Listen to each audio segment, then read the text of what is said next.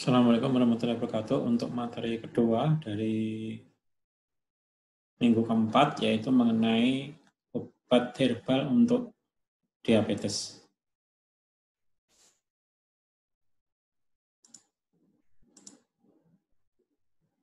Oke, jadi obat herbal untuk diabetes itu nanti ada beberapa golongan ya, ada beberapa bagian, nanti saya jelaskan ya. Ini materinya saya ambil langsung dari review jurnal ya, dari review jurnal ya. Nah, ini jurnal yang saya ambil ya, jadi nanti jadi yang video pertama itu langsung dari jurnalnya saya bacakan ya, tapi yang ini dari jurnalnya itu saya ringkas ya biar gampang saya pindah ke PPT ya. Jadi ini jurnalnya adalah sama dengan yang dari yang materi yang pertama, yaitu jurnalnya itu systemic review. Jadi systemic review itu adalah analisis kemudian ringkasan ya, dari banyak jurnal yang berkaitan dengan obat herbal untuk diabetes. Jadi ini sebenarnya adalah kumpulan dari jurnal-jurnal ya. Kemudian diringkas, kemudian diresume ya, kemudian itu diberi istilah yaitu systemic review. Jadi ini judulnya adalah obat-obat herbal ya yang digunakan untuk pengobatan diabetes mellitus ya. Cuman bedanya dengan yang materi tentang menurunkan obesitas, itu kalau yang obesitas itu kan sudah banyak penelitian kliniknya, tapi yang ini tuh penelitian kliniknya itu masih sedikit sekali ya, jadi mungkin belum ada ya. Jadi kebanyakan herbal medicine ya untuk diabetes itu memang baru pada tahap uji preklinik ya, baru tahap awal. Nah, ini untuk materinya ya, ini saya terjemahkan langsung saja, masih dalam bahasa Inggris ya. Ini mengenai definisi dari herbal medicine ya, herbal medicine ya, atau nama lainnya itu phytomedicine atau botanical medicine. Itu adalah tumbuhan yang digunakan untuk keperluan pengobatan. Ya. Jadi herbal medicine ini mempunyai sejarah yang panjang ya, lebih panjang ya, lebih lama ya dibanding dengan obat-obat kimia biasa ya. Jadi ini dikatakan have a long history. Jadi obat-obat diabetes itu justru yang dari herbal ini sudah punya sejarah yang panjang dibanding dengan obat-obat kimia ya. Jadi kemudian yang dinamakan diabetes ya, sebenarnya diabetes itu adalah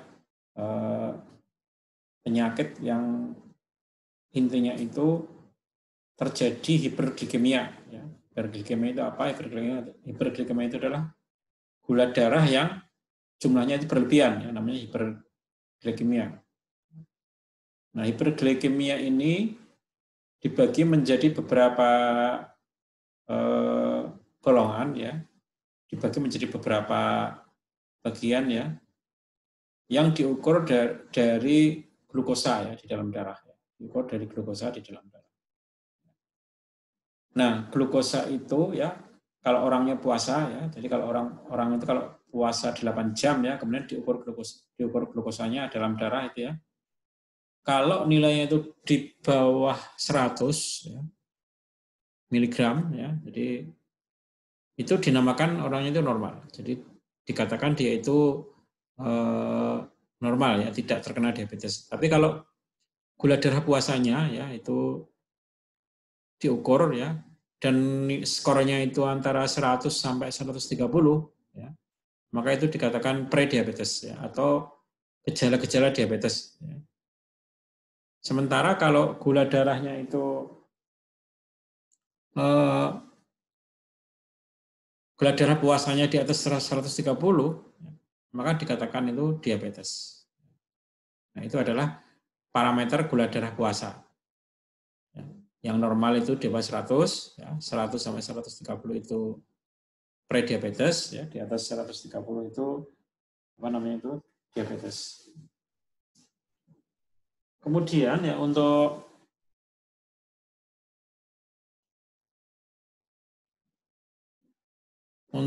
apa namanya itu gula darah sewaktu, ya, gula darah sewaktu itu waktu dicek dia posisinya itu masih makan, ya, artinya dia tidak puasa, ya, namanya gula darah sewaktu. Gula darah sewaktu itu dicek setiap saat, ya, makanya dikatakan sewaktu. Itu beda, ya, anunya itu beda, ya.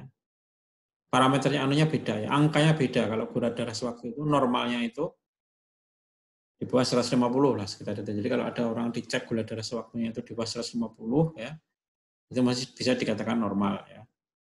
Tapi kalau 150 sampai 200, nah itu berarti prediabetes. Ya. Kalau di atas 200, ya berarti sudah terkena diabetes. Jadi, nah, kalau dia posisinya itu di atas 200, itu dinamakan hiperglikemi. Ya. Jadi kalau orang dicek gula darahnya, ya, gula darah sewaktu dicek, ya, posisinya di atas 200, itu dinamakan hiperglikemi. Nah, kalau terjadi hiperglikemi, ya, atau diabetes tidak terkontrol, ya, itu berpotensi sekali menyebabkan komplikasi. Ya, komplikasi itu adalah penyakit yang apa namanya itu penyakit yang mengikutinya, ya, komplikasi, ya, yang serius. Ya. Komplikasinya itu apa? Jadi komplikasinya itu penyakit ginjal, ya, penyakit ginjal, ya, ini. Kemudian yang kedua, penglihatannya kabur. Jadi kalau orang diabetes sudah parah itu bisa penglihatannya bisa terganggu, bisa kabur, ya. Kemudian penyakit jantung dan pembuluh darah, ya, atau kardiovaskuler disease atau penyakit jantung pembuluh darah. Kemudian bahkan, ya, bisa jadi orang ini apa namanya itu beberapa bagian tubuhnya khususnya di bagian kaki, ya, itu diamputasi, ya. Kenapa? Karena ada infeksi. Jadi infeksi yang dinamakan infeksi di kaki itu disebabkan oleh kadar gula yang terlalu tinggi itu kalau nggak bisa diobati, ya bisa diamputasi. Nah, itu adalah yang dinamakan komplikasi yang serius dari diabetes. Kemudian diabetes sendiri itu definisinya adalah penyakit kronis, ya. Diabetes itu adalah suatu penyakit kronis, ya, yang ditandai dengan keadaan yaitu gula darahnya itu tinggi atau hiperglikemik. Dan diabetes itu dibagi menjadi dua, ya, yaitu diabetes tipe 1, ya, atau disingkat T1DM, dan diabetes tipe 2 atau T2DM. Nah, ini ada bedanya, ya, antara diabetes tipe 1 dan diabetes tipe 2 itu ada bedanya, ya. Kalau diabetes tipe 1, ya, itu sel beta pankreas yang memproduksi insulin itu rusak. Jadi pabriknya insulinnya itu rusak, ya. Pabriknya itu namanya sel beta di pankreas itu rusak. Yang akibatnya adalah sirkulis apa namanya itu insulinnya itu jadi turun kadarnya, ya. Atau bahkan tidak ada, ya, insulinnya sedikit sekali. Karena yang produksi nggak ada. Nah, kondisi seperti ini, ya, kondisi diabetes tipe 1 ini menyebabkan pasien yang bersangkutan itu sangat tergantung, ya, atau tergantung penuh, ya, dengan pemberian insulin dari luar. Jadi artinya apa? Artinya gampangnya aja begini, kalau orang terkena diabetes tipe 1 itu artinya dia harus selalu suntik insulin. Suntik insulin. Karena apa? Karena dalam tubuhnya sudah nggak ada lagi insulin, ya. Kenapa? Karena sel beta yang memproduksi insulin itu rusak. Dan yang kedua itu diabetes tipe 2. Diabetes tipe 2 itu adalah diabetes yang diderita oleh 85%, ya, dari penderita diabetes. Jadi sebagian besar diabetes itu adalah diabetes tipe 2. Nah, diabetes tipe 2 ini sifatnya lebih ringan, ya. Jadi lebih ringan, ya. Diabetes tipe 2 ini adalah insulinnya itu tidak sensitif, ya. Insulinnya tidak sensitif. Artinya insulinnya itu ada, ya. diproduksi, tapi dia itu kemampuannya menurunkan gula ya, itu tidak maksimal. Atau dengan kata lain, insulinnya itu resisten, ya, tidak sensitif atau resisten. Jadi orang itu kalau normal ya, kalau nggak terkena diabetes itu insulinnya masih sensitif, ya, sehingga dia bisa menurunkan gula. Nah, ini adalah dua jenis diabetes ya. Jadi diabetes ada dua ya, diabetes tipe 1 dan diabetes tipe 2. Nah, obatnya kan beda ya. Jadi kalau diabetes tipe 1 itu cenderung diberi insulin ya, cenderung ya. Tapi kalau diabetes tipe 2 itu biasanya terapi awalnya diberi obat yang diminum. Jadi beda ya antara diabetes tipe 1 dan diabetes tipe 2. Nah, ini adalah apa namanya itu beberapa obat diabetes ya, beberapa obat diabetes ya. Ini ada beberapa golongan ya, ini ada beberapa golongan. Yang pertama adalah obat-obat yang menurunkan atau obat-obat yang menaikkan sekresi insulin. Obat-obat yang menaikkan sekresi insulin. Contohnya ini ada beberapa golongan ya. Tapi yang saya singgung ini saja sulfonylurea. Ya, sulfonylurea itu adalah obat yang sangat populer ya. Yang dia itu fungsinya bisa menaikkan sekresi insulin. Contohnya banyak yang misalnya glibenclamid, glimepiride. Itu adalah contoh dari sulfonylurea. Dan yang kedua, obat-obat yang meningkatkan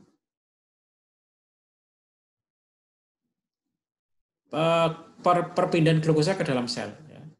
Jadi glukosanya itu, orang yang terkena diabetes itu kan glukosanya itu nggak mampu dipindah ke sel. Jadi dia itu adanya di pembuluh darah. Ya.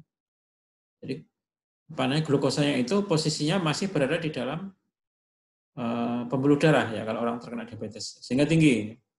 Nah, tidak maksimal, jadi glukosanya tidak bisa dipindah ke otot. Ya. Nah, obat yang bisa memindahkan atau meningkatkan kemampuan tubuh kita memindahkan glukosa dari pembuluh darah ke otot ya atau ke sel itu dinamakan contohnya adalah golongan biguanid. Ya, contohnya ya golongan biguanid ini contohnya itu metformin. Ya. Contohnya metformin. Kemudian yang ketiga adalah obat-obat yang digunakan untuk menurunkan penyerapan glukosa dari saluran cerna. Jadi kalau kita makan nasi ya, kemudian nasi itu kan dirubah jadi glukosa. Nah, kalau kita minum obat ini, ya, minum obat yang decrease ya, glukosa absorption ini, maka akibatnya adalah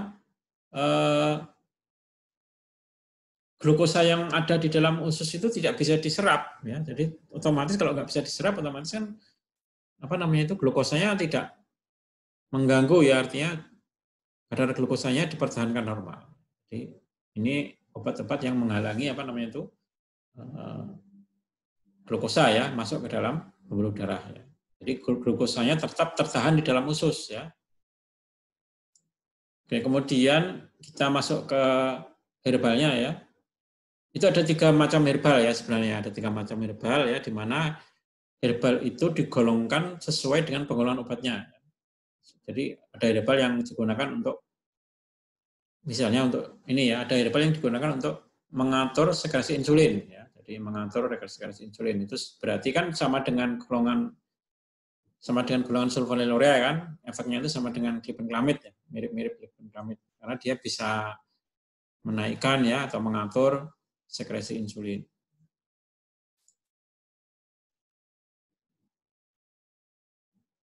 Nah, kemudian insulin ya yang mengalami kerusakan ya atau defect ya. Jadi insulin itu kalau rusak kan dia tidak sensitif ya, dia jadi resisten. Itu adalah penyebab utama ya. Jadi kerusakan insulin tadi kan sudah dikatakan kerusakan insulin itu kan diabetes tipe 2 ya. Jadi ini sama dengan diabetes tipe 2 ya. Diabetes tipe 2 itu insulinnya rusak ya. Atau bahasa lainnya itu insulinnya itu tidak sensitif ya. Atau bahasa lainnya insulinnya itu resisten ya. Itu adalah penyebab sebagian besar dari orang terkena diabetes. Nah, sekarang sudah ditemukan ya beberapa herbal yang memang berguna untuk mengatasi masalah ini, yaitu bisa menaikkan sekresi insulin ya, seperti obat golongan sulfonylurea tadi. Ini obat ini ya. Jadi ada beberapa ya, contohnya ini ya, kurkumin. Kurkumin ini bisa menaikkan sekresi insulin. Tetapi dia terbatas pada pasien prediabetes. Jadi kurkumin itu kan sudah kita kenal ya, kurkumin itu adalah senyawa yang terkandung di dalam empon-empon ya, misalnya kunyit ya contohnya ya. Kunyit, jadi hampir semua golongan empon-empon itu mengandung kurkumin sebenarnya, tapi yang terkenal itu kurkumin itu kunyit ya. Kunyit ini mempunyai efek ya, tapi efeknya itu pada pasien prediabetes. Jadi kalau ada orang gulanya itu diukur 150 misalnya ya, itu kan prediabetes. Nah, ini dia cocok ya minum kurkumin ya. Karena kurkumin bisa menghambat proses dia terkena diabetes tipe 2 ya. Karena baru prediabetes ya. Baru prediabetes. Nah, jadi kurkumin ini adalah senyawa yang yang fungsinya itu bisa menaikkan ya sekresi insulin ya. Jadi kalau tumbuhannya itu namanya kunyit ya contohnya. Jadi sebenarnya kunyit itu punya efek untuk pasien prediabetes sebenarnya seperti itu ya. Kemudian yang kedua cinnamon. Cinnamon itu kayu manis ya. Jadi cinnamon itu kan ada 2 spesies ya. Cinnamon burmani dan Cinnamon zenalicum ya. Tapi itu semuanya sebenarnya sama aja ya. Dia mempunyai efek obat herbal untuk diabetes ya. Ini kemudian ada lagi aloe vera. Aloe vera ini juga ya, atau lidah buaya juga mempunyai efek untuk pasien diabetes ya. Jadi efeknya sama ya dengan aloe vera dan kayu manis itu efeknya sama dengan obat golongan sulfonylurea tadi ya. Nah, tetapi untuk penelitiannya itu sebenarnya masih dilakukan secara preklinik ya. Jadi penelitian masih dilakukan pada hewan uji ya. Biasanya tikus ya. Jadi ada 3 herbal ya. Pertama itu kunyit, ya, yang kedua aloe vera, yang ketiga kayu manis ya. 3 herbal itu punya efek ya, mirip seperti obat-obat golongan sulfonylurea.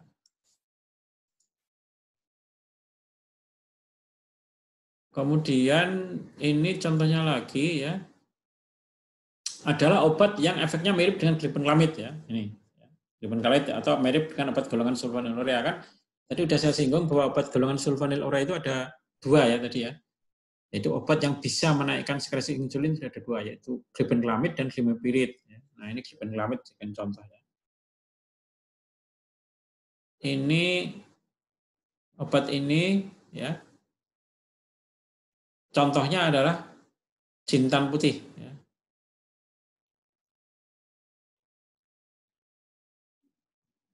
Nah, jintan putih ini kalau dibandingkan dengan obat-obat golongan sulfonylurea ya. Jadi obat golongan sulfonylurea itu ya sebenarnya kalau dipakai jangka panjang ya, itu justru merusak sel beta. Jadi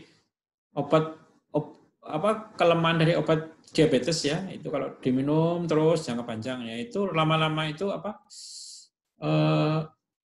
sel beta yang produksi insulin itu rusak ya. Terus mengalami kerusakan ya. Itu mempunyai kelemahan seperti itu. Tetapi pembandingnya yang dinamakan dengan jintan putih ya, ini ternyata dia mempunyai kelebihan, yaitu dia tidak menyebabkan kerusakan pada sel beta, tapi justru ya dia melakukan perbaikan ya terhadap sel beta ya, memproteksi atau melindungi ya di sini. Jadi ini adalah agak spesifik ya, ini kita diberi contoh ya yang namanya jintan putih ya. Jintan putih ini efeknya mirip dengan glibenclamid ya, dia mirip dengan glibenclamid. Kemudian pada Ini dilakukan pada hewan ya, pada hewan ya, ini penelitiannya. Jadi jintan putih ini penelitiannya dilakukan pada hewan ya, atau penelitian preklinik ya. Jadi penelitian itu masih penelitian awal, tapi sudah bisa membuktikan ya bahwa ternyata bahwa jintan putih itu mempunyai efek memproteksi ya sel beta ya. Selain dia juga bisa menurunkan kadar glukosa ya. Ini dikatakan bahwa jintan putih itu mengandung beberapa senyawa ya, seperti kumin ya, kuminaldehyde dan kuminol ya, yang punya efek terhadap insulin ya.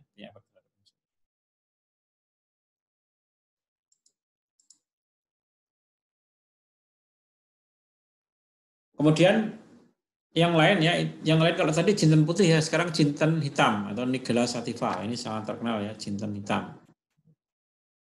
Jintan hitam itu sangat populer ya, dan ini salah satu herbal yang mungkin mungkin agak spesifik karena ini sudah pernah dilakukan beberapa uji klinik ya, yang namanya Nigella sativa ini atau jintan hitam. Ini juga mempunyai efek anti diabetes ya. Selain mempunyai efek anti diabetes, di sini juga dikatakan mempunyai efek anti hiperlipidemia, menurunkan lipid ya atau menurunkan lemak. Nah, kemudian ada lagi ya yang tadi sudah saya singgung dari awal ya. Tadi ini paragrafnya diulangi ya, mengenai lidah buaya ya. Lidah buaya itu di sini dilakukan percobaan pada tikus ya. Tikus, dan ini lidah buaya terbukti memperbaiki meregenerasi sel-sel beta pankreas. Kemudian ada lagi ya yang dinamakan timun merah ya, atau timun padang. Timun merah, timun padang. Ini bahasa latinnya itu Coccinea grandis ya. Ini pada percobaan dengan tikus ya, jadi rats itu tikus ya. Kalau mencit itu mice, kalau rats itu tikus ya. Ini di sini timun merah itu atau timun padang itu terbukti bisa mempunyai efek anti diabetes pada tikus yang dirusak pankreasnya dengan suatu zat kimia yang dinamakan STZ ya. Jadi STZ itu suatu zat kimia ya yang digunakan untuk penelitian ya. Ini STZ. Ini kalau diberikan pada tikus ya itu nanti dia rusak pankreasnya. Sehingga kalau pankreasnya rusak kan tikusnya jadi diabetes. Ya, jadi tikusnya jadi diabetes. Nah, tikus yang sudah diabetes itu kemudian diberi timun merah ini atau timun padang ini ekstraknya ya. Jadi ini percobaan preklinik ya. Nah, ternyata dia bisa mempunyai efek anti diabetes ya. Jadi pada tikus yang diabetes ya dia mempunyai efek anti diabetes ya, timun merah ini. Ini percobaan preklinik ya. Kemudian yang kedua ya, kalau yang pertama tadi kan obat herbal yang mengendalikan sekresi insulin kan. Kalau ini obat herbal yang mengontrol insulin yang sudah resisten. Jadi kalau yang tadi itu pengeluarannya yang dibantu yang jadikan target. Jadi kalau insulinnya itu sedikit jumlahnya itu bisa distimulasi dengan obat herbal tadi ya. Kalau yang ini enggak, kalau yang ini insulinnya yang sudah keluar itu kan kalau orang diabetes kan resisten dia atau tidak sensitif. Nah, ini bisa dia menaikkan sensitivitas insulin ya. Jadi ini adalah obat herbal yang bisa menaikkan sensitivitas insulin. Nah, sebenarnya ya sebagian besar dari pasien diabetes ya, diabetes tipe 2 sebenarnya adalah pasien yang insulinnya itu resisten. Insulinnya itu tidak sensitif ya, sebagian besar ya.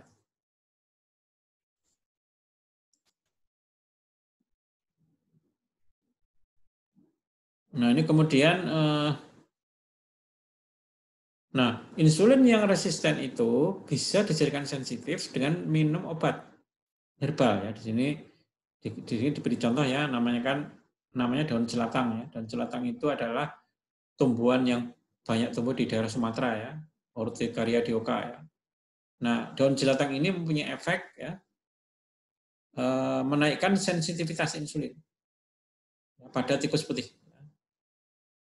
Jadi di sini dikatakan mempunyai efek ya untuk menaikkan sensitivitas insulin.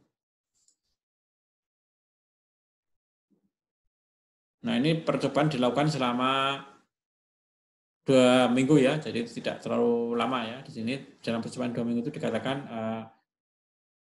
parameternya itu glukosa puasanya ya, fasting insulin resistant ya. Glukosa puasanya itu bisa diturunkan ya. Jadi kan tadi saya menceritakan tentang glukosa itu kalau dicek pada saat puasa ya, kalau nilainya di atas 100 kan tidak normal ya. Jadi yang dinamakan daun jelatang itu bisa menurunkan glukosa puasa. Kemudian jambu monyet ya. Jambu monyet ini juga mempunyai efek anti diabetes ya. Sama ya, percobaannya sama ya. Percobaannya dilakukan pada tikus yang dibuat diabetes ya. Tikus yang dibuat diabetes ya, ini diberikan obat secara oral ya. Dan ternyata di sini dikatakan jambu monyet ini bisa menurunkan glukosa puasa ya. Reduction in fasting sugar level atau menurunkan glukosa puasa. Di sini juga diceritakan bahwa obat ini juga herbal ini bisa menurunkan menaikkan ya insulin ya. Bisa menaikkan insulin.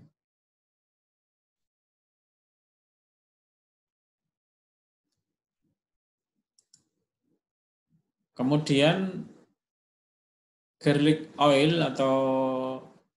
itu bawang putih ya. Bawang putih ya. Garlic oil itu didapat dari bawang putih yang didestilasi ya. Ini cukup populer ya. Nah, ini di dalam penelitian dikatakan bahwa minyak bawang putih ya atau garlic oil ya itu menaikkan sensitivitas insulin ya, atau menurunkan glukosa toleransi atau menaikkan sensitivitas insulin. Dan di sini ada juga penelitian pada jamur tiram ya,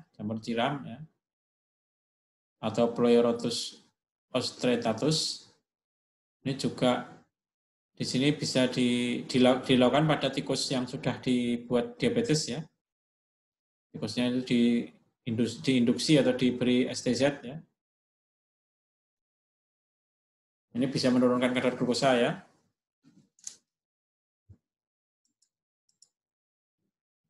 Kemudian resveratrol. Resveratrol itu adalah suatu senyawa yang didapat dari herbal ya. Ini dikatakan bahwa resveratrol ini bisa juga digunakan untuk menurunkan glukosa ya. Nah, resveratrol ini efeknya mirip dengan golongan biguanid ya, mirip dengan metformin ya. Karena dia bisa membantu proses transport ya, gula dari peredaran darah ke dalam sel. Jadi resveratrol ini adalah herbal diabetes yang kerjanya mirip dengan dengan metformin ya. Oke, kemudian yang ketiga ya, golongan yang ketiga adalah obat yang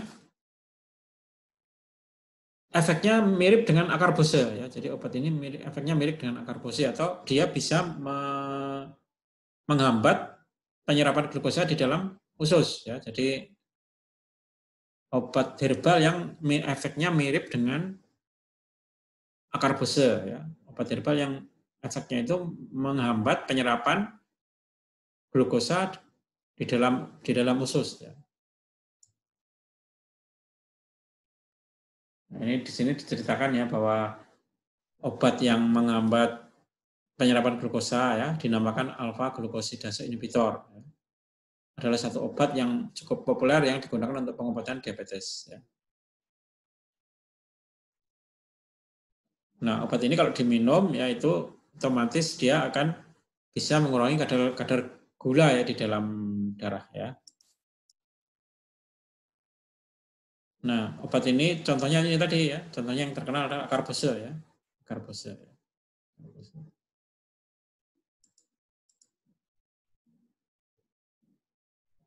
Nah, contohnya apa? Contohnya adalah kemangi ya. Atau selasih ya. Jadi ini bisa kemangi, bisa selasih ya. Ini kan biasa digunakan untuk urapan ya kalau di Jawa ya, namanya culinary and folk medicine ya. Jadi dia itu digunakan sebagai makanan bisa, digunakan sebagai obat juga bisa ya. Nah, ini obat ini efeknya mirip ya dengan akar busa ya yang dinamakan dengan kemangi. Ya. Nah, ini yang digunakan adalah daunnya ya, ekstrak daunnya ya. Ini terbukti cukup meyakinkan ya bisa menghambat ya Maltasa sporosa ya pada hewan uji ya. Jadi ini memang obatnya efeknya sama dengan golongan biguanid tadi ya. Kemudian yang kedua, kayu manis, tapi yang spesies yang Cinnamomum zeylanicum. Ya, jadi salah satu spesies, kan tadi saya singgung bahwa kayu manis ada dua ya, Cinnamomum burmani dan Cinnamomum zeylanicum ya. Ini juga efeknya sama ya ternyata dengan alpha glucosidase inhibitor ya, efeknya sama dengan apa namanya itu? Biguanid ya, sama dengan metformin ya. Kayu manis ya. Ya.